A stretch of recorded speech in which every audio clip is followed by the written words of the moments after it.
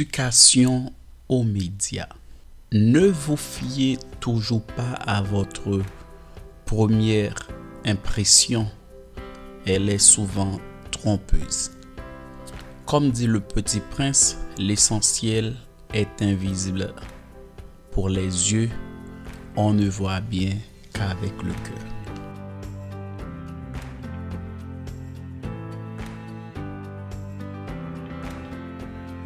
Un média est un support utilisé par un individu ou groupe pour communiquer à un autre individu ou autre groupe autrement que face à face, plus ou moins loin. L'expression de leurs pensées, quelle que soit la forme ou la finalité de cette expression.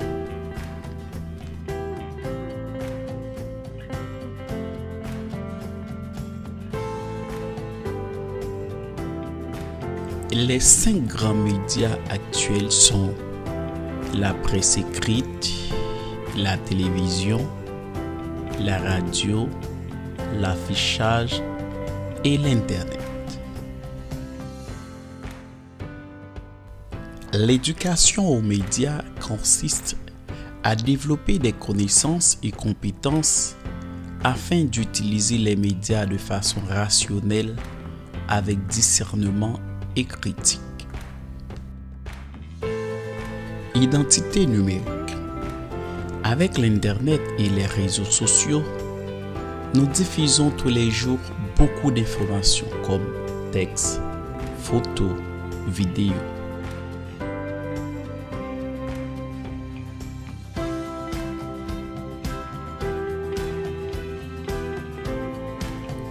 Nos publications sont commentées, aimées, partagées et repartagées par des tiers.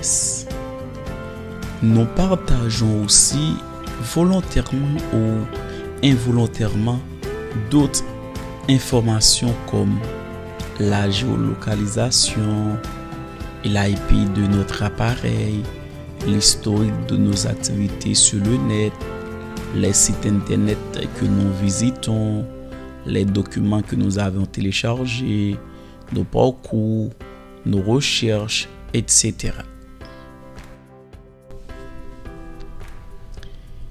Toutes ces informations fournies au réseau internet permettent au système automatisé comme les applications, les logiciels, les programmes machines de dresser un portrait robot de notre personnalité afin de nous cibler des contenus sur Internet comme les publicités.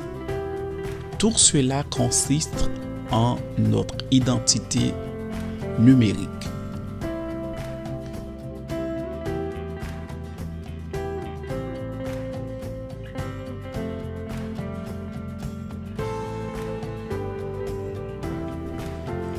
Dans le monde de l'Internet, comme dans la vraie vie, on rencontre différents types et formes de personnalités. Il faut savoir faire face aux cybermenaces comme la cybersabotage, la cybercriminalité, la cyberespionnage, la propagande, infodémie, intox, fake news. Aujourd'hui, les réseaux numériques sont le vecteur privilégié pour la diffusion de fausses informations. C'est à nous de nous protéger contre toutes les attaques venant des médias.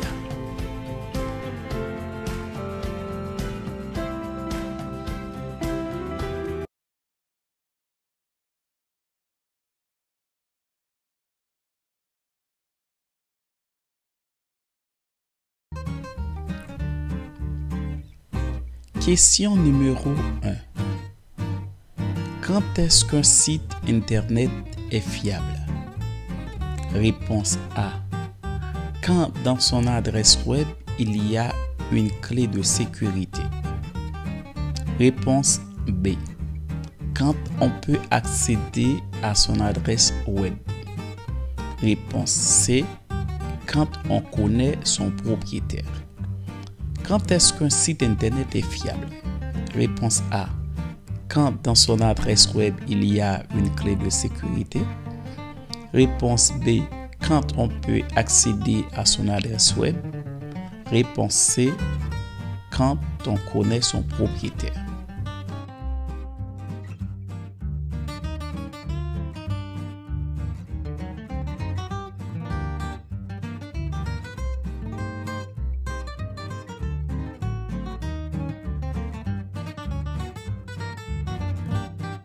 Si ta réponse est A, félicitations, tu as gagné. Sinon, tu dois revoir la vidéo.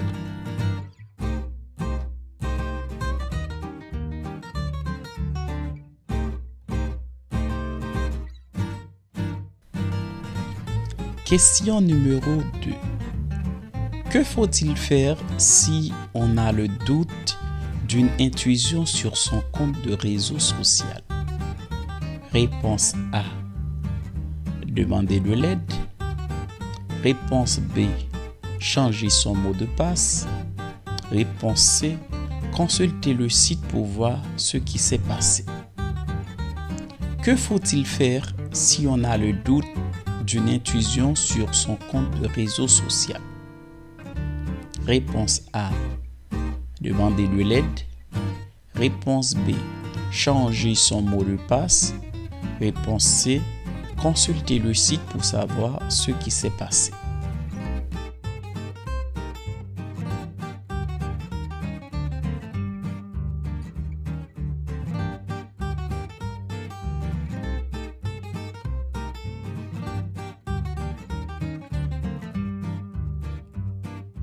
Si ta réponse est B, félicitations, tu as gagné. Sinon, tu dois revoir la vidéo.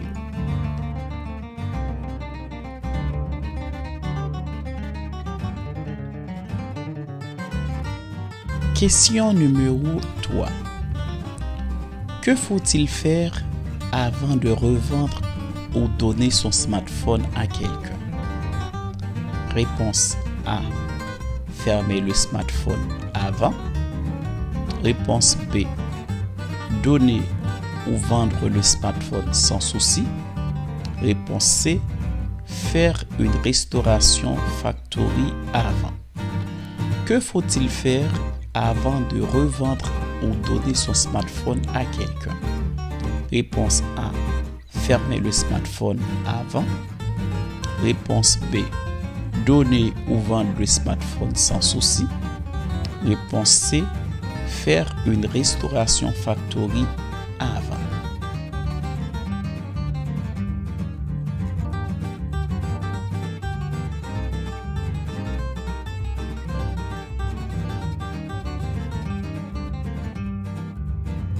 Si ta réponse est C, félicitations, tu as gagné. Sinon, tu dois revoir la vidéo.